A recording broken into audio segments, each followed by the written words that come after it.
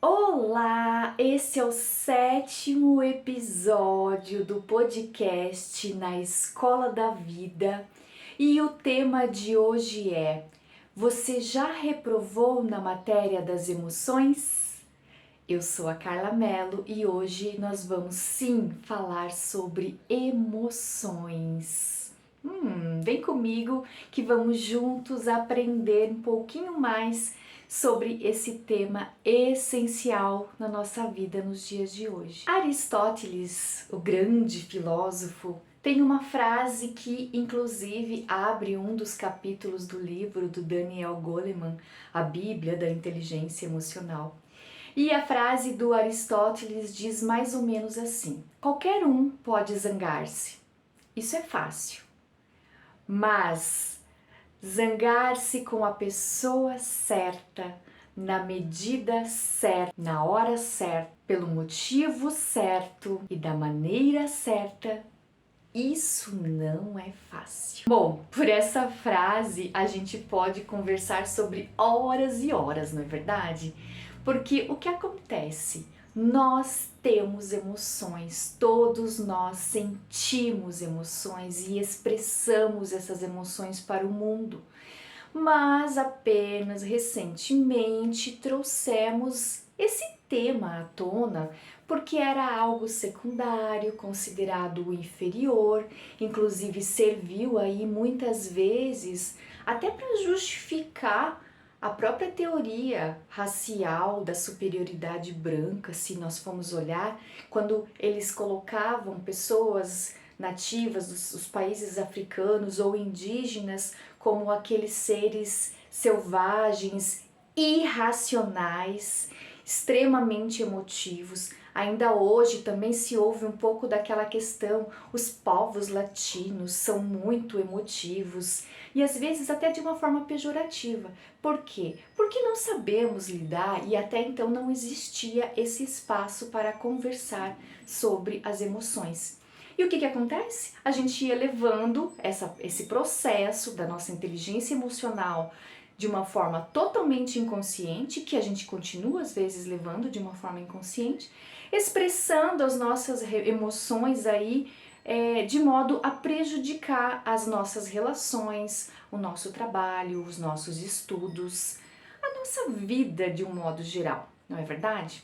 Eu não sei você, mas eu tenho algumas histórias aí para contar da minha vida em relação a quais emoções foram protagonistas de momentos onde eu senti elas de maneira tão intensa que não consegui, que me deixei levar de fato pelas emoções, sabe? Aquele, como se diz, o drama. Sim, o drama, ele é necessário, a gente precisa sentir as emoções, mas ao mesmo tempo a gente precisa trazer para o modo pensante e aprender a lidar com elas, porque se ficarmos apenas nesse modo repetitivo, automático, daquele reflexo lá do nosso cérebro límbico, lembra da amígdala que eu falei, que ela adora proteger a gente? Então, a gente vai sempre estar reagindo ali de uma forma instintiva com aquelas emoções mais instintivas, como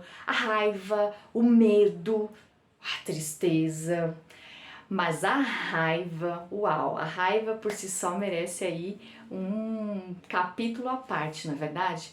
Mas raiva, medo, tristeza, vergonha, existem variações dessas emoções, obviamente, e nós, como não desenvolvemos esse nosso lado mais emocional, da nossa mente emocional, muitas vezes nos falta vocabulário.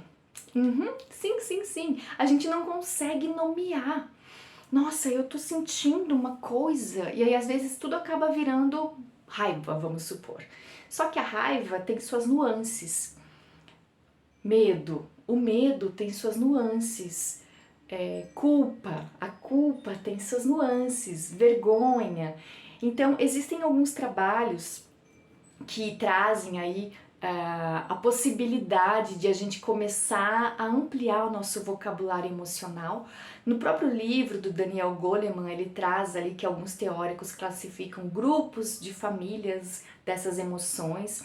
E aqui novamente não tendo aquela distinção entre emoção e sentimento, agrupando tudo mais ou menos de um modo geral. Ele criou uma teoria muito legal e uma ferramenta que se chama a roda das emoções.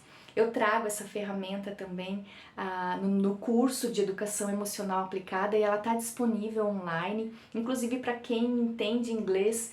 É uma ferramenta que você pode ficar explorando ali por muito tempo para entender, às vezes, claro, dentro do conceito desse autor, algumas nuances de diferenças ali entre uma emoção e outra.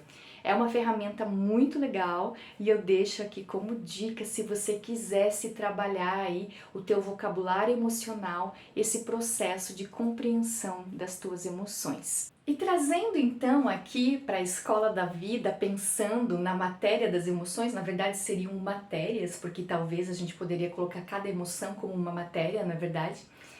Reflita em quais momentos aí você percebe que perdeu completamente o domínio desse teu momento aí de vida, seja, por exemplo, um momento de raiva. Lembra do sequestro emocional que a gente falou? Que você talvez tenha até ido para o ataque no sentido literal da situação, ou você atacou a outra pessoa através de palavras, de xingamentos. Procure relembrar aí uma dessas situações e procure entender, aqui pensando sempre juntando a comunicação não violenta, o que estava por detrás dessa emoção, por exemplo, dessa explosão de raiva que você teve. De repente você ficou raivosa, raivoso aí com um colega de trabalho. Qual necessidade tua não estava sendo atendida naquele momento? Podia ser uma necessidade de apoio, de parceria, de comunicação, de ser visto. Existem várias possibilidades. Lembrando que a necessidade, dentro da teoria do Marshall Rosenberg da CNV, ela é humana e universal, ou seja, todos nós temos.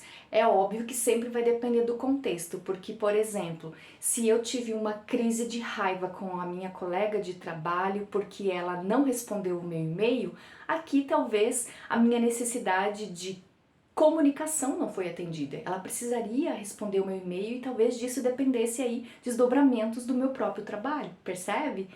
É um processo muito legal de investigação que a gente pode fazer, mas geralmente a gente vai fazer pós ou até pré, né? Mas geralmente a gente faz o pós, por quê? Porque se você teve uma explosão de raiva, o negócio já foi, né? Aí aqui não adianta respiração consciente, não adianta muito porque a gente está agindo ali pelo nosso cérebro primitivo, então não adianta falar. E você já deve ter encontrado alguém ou mesmo vivido essa situação de que você tem ali uma raiva te dominando que não importa. E não só a raiva, mas também outras emoções. A própria crise de ansiedade, quando vem de uma forma tão extrema que você sente ela no teu corpo, se você tá num nível ali 7, 8 dessa crise de ansiedade, quando alguém fala pra você, respira fundo, você talvez não consiga, porque você já tá ali num nível energético muito alto.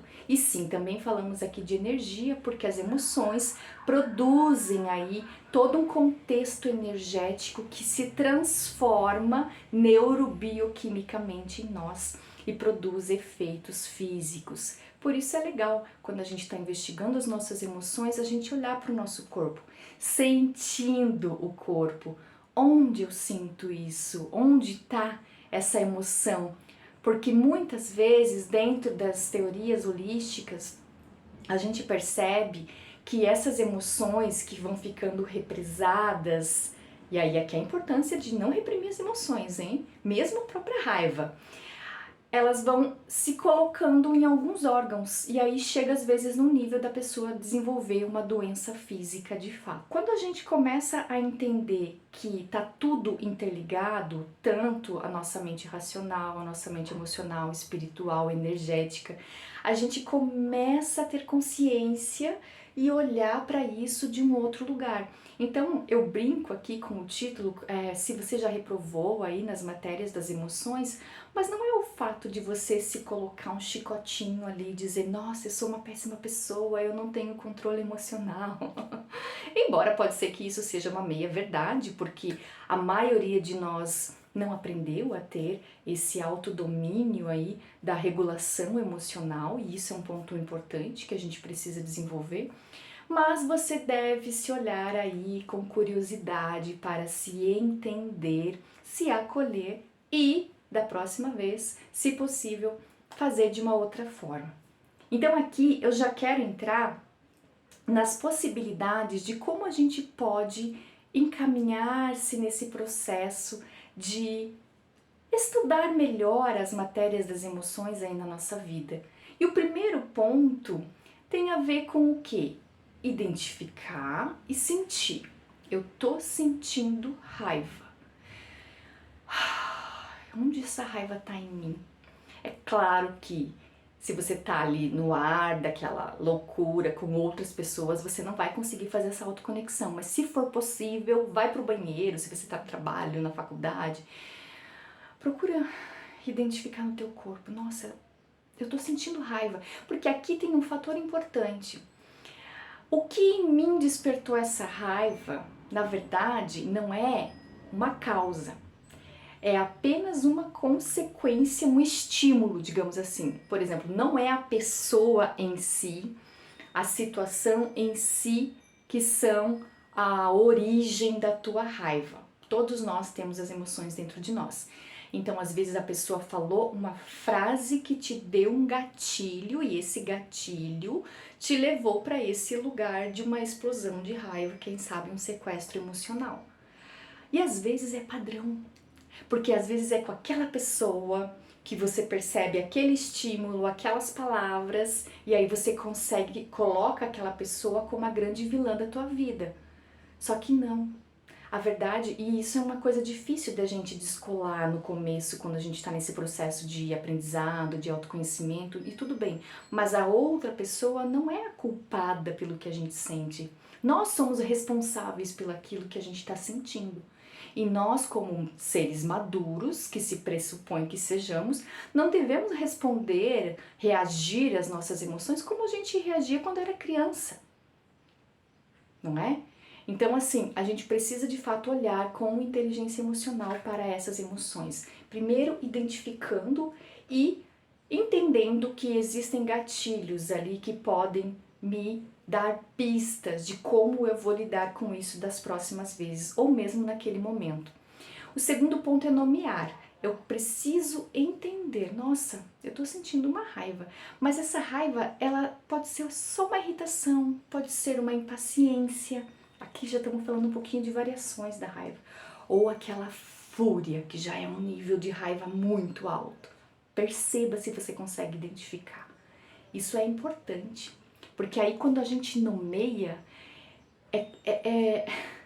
como eu sou do mundo das palavras, quando a gente nomeia, a gente parece que está tendo ali um poder sobre aquela situação. Eu estou conseguindo nomear, eu reconheci, através das palavras eu consegui colocar aqui a raiva dentro desta palavra, percebe? E isso pode ser uma estratégia interessante. Quando a gente nomeia, a gente começa aí a trazer para a consciência. O terceiro ponto é a gente, de fato, depois que identifica e sente, se permite sentir, nomear, fazer a autorregulação. Essa é a parte mais difícil. Porque às vezes todas essas três etapas que eu tô falando aqui, elas são segundos, milissegundos que o nosso cérebro vai se ativar. Então é um processo que quando ele está no cérebro primitivo ele vai para o imediato, e aí quando ele vem para o neocórtex, que é o nosso cérebro pensante mais jovem e mais racional, ele demora um pouquinho para fazer esse processo. Por isso que se diz, respira fundo, porque talvez é só uma questão de você... Ok, essa pessoa me xingou, isso despertou em mim aqui uma raiva, mas eu vou xingá-la de volta? Não, eu vou fazer a minha autorregulação, Por que que isso está me incomodando? Por que esse xingamento me incomodou? Aqui eu vou com curiosidade para esse lugar de me acolher, de não me identificar com aquele xingamento, no caso, mas de me identificar com a emoção, sentir raiva, essa pessoa me xingou de tal coisa, poxa, ai, o que isso quer dizer? Eu vou me autorregular, vou me acolher, e aí aqui, sentindo a raiva, talvez algumas estratégias para você despejar essa raiva, seja correr, socar ali o travesseiro, mas não socar a pessoa, por favor. Encontre os seus caminhos, cada pessoa lida de uma forma e a raiva reprimida, ela faz muito mal. Aqui temos o meu cachorrinho que gosta de entrar e sair cada passo do meu escritório. E o quarto e último passo, depois que eu identifiquei, nomeei, regulei, é soltar essa emoção e aprender com ela. Ok, eu senti raiva naquele contexto, naquela situação, com aquela pessoa, talvez o gatilho seja aquela situação, talvez aquela pessoa seja o meu gatilho, mas ela não é a causa, ela é uma situação, uma consequência de algo que está aqui dentro de mim e que eu preciso acolher e aprender a lidar.